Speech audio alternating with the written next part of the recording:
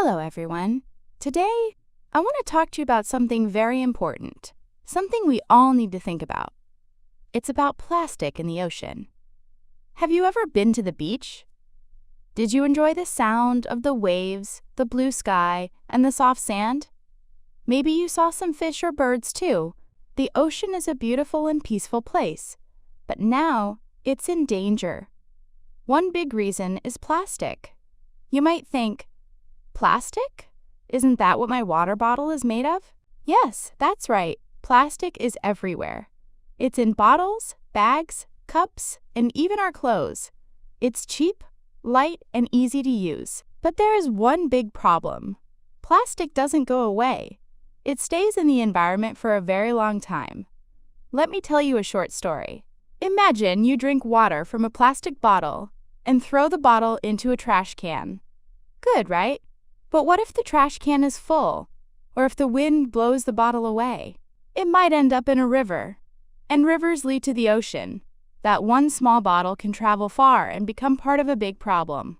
Every year, about 8 million tons of plastic go into the ocean. That's like one garbage truck full of plastic dumping into the sea every minute.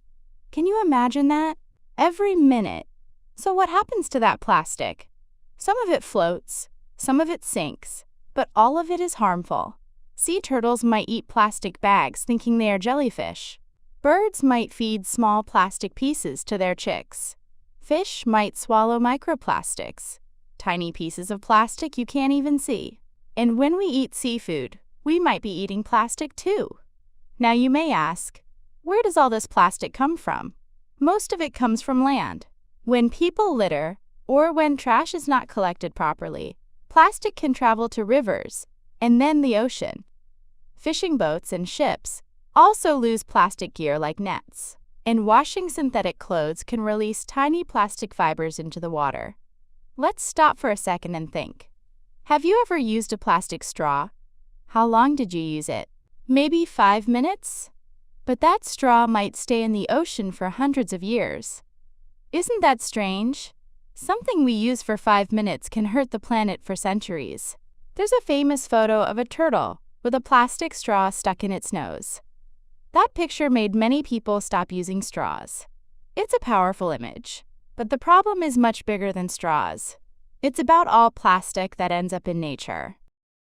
So what can we do? First, we can try to use less plastic. Do you really need a plastic bag for one item? Can you bring your own bottle instead of buying one? Small choices make a big difference. If one person stops using plastic bags, maybe it doesn't change much. But if 1 million people do it, that's huge. Second, we can recycle. But recycling is not a perfect solution.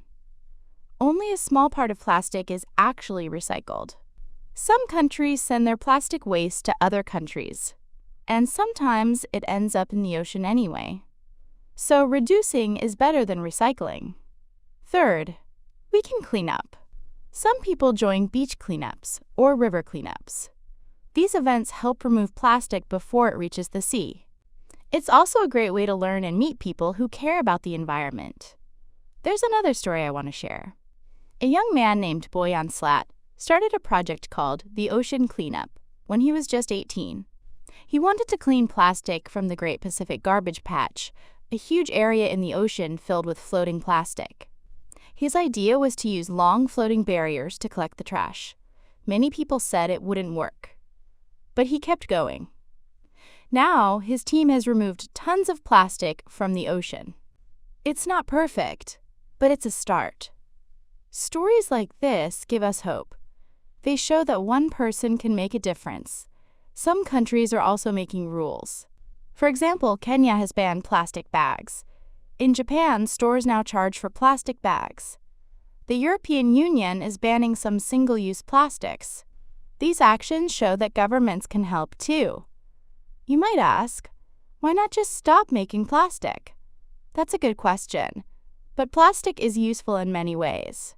It's in medical tools, cars, electronics, and food packaging. The goal is not to stop all plastic, but to stop unnecessary plastic and to manage waste better. Some companies are making new materials that look like plastic but break down quickly in nature. These are called biodegradable plastics. Others are working on reusing plastic in new products, like shoes or roads. Innovation is important, and young people like you can be part of the solution. Let me ask you, what will you do today? Will you carry a reusable bottle? Say no to a plastic straw? Tell a friend about ocean plastic? Even a small action is a step forward. We all share this planet.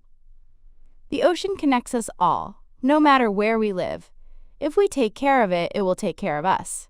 If we don't, we may face serious problems: less fish, polluted water, and health risks. The good news is, we can still change the future. We can choose better habits. We can support smart laws. We can learn and teach others. Next time you see a plastic bottle, think about where it might go. Maybe to a river.